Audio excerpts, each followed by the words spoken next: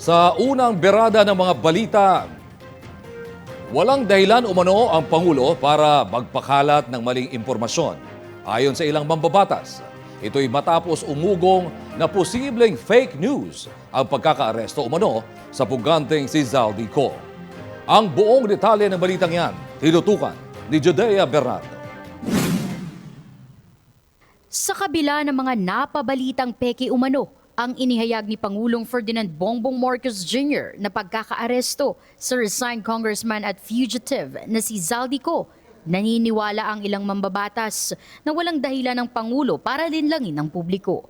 Ayon kay Manila 2nd District Representative Rolando Valeriano, ang kakulangan ng ilang detalye sa pagkakaaresto kay Ko ay posibleng parte umano ng security restrictions ng bansa. Binigyang din ito na hindi naman isang fake news peddler ang Pangulo. Hindi aniya katulad ng dating presidential spokesperson na si Harry Roque na wala umanong tamang sinabi. Pero definitely, ang presidente, hindi naman siguro, hindi naman sa fake news peddler natin, di ba? Lahat naman na sinabi ni presidente, totoo, di ba? Tingin ko na, tsaka laking gamble nung kung sasabihin niya na hindi, mas tingin ko, mas mali si Harry Roque, na madalas naman sinasabi niya, laging mali. Para naman kay Lanao del Sur Representative Zia Alonto Adjong na matatanda ang isa sa mga kongresistang idinawit sa umanong flood control kickback scheme. Oras na para makauwi si Ko upang bigyang linaw ang mga nauna nitong pahayag noong siya ay nagtatago.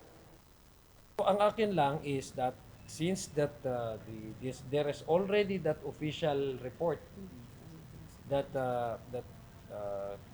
former Congressman Zaldico was apprehended sa boundary ng Germany and Czech Republic ata yung na-apprehend. So ako kung tatanungin niyo ako personal, matagal na nating gustong makauwi si Congressman Zaldi dahil mabibigat yung mga akusasyon niya. Sa usapin naman kung dapat ba muling buksan ng Kongreso ang investigasyon kaugnay ng flood control projects anomaly, naniniwala si Representative Valeriano na pwede itong ulit gawin. Ngunit kung makakagulo lamang sa investigasyon ng Senate Blue Ribbon Committee at ng dating Independent Commission for Infrastructure o ICI, ay dapat wag na itong ipili. Mula rito sa House of Representatives, ako po si Judea Bernardo, DTV News. Maraming salamat sa iyo, Judea Bernardo.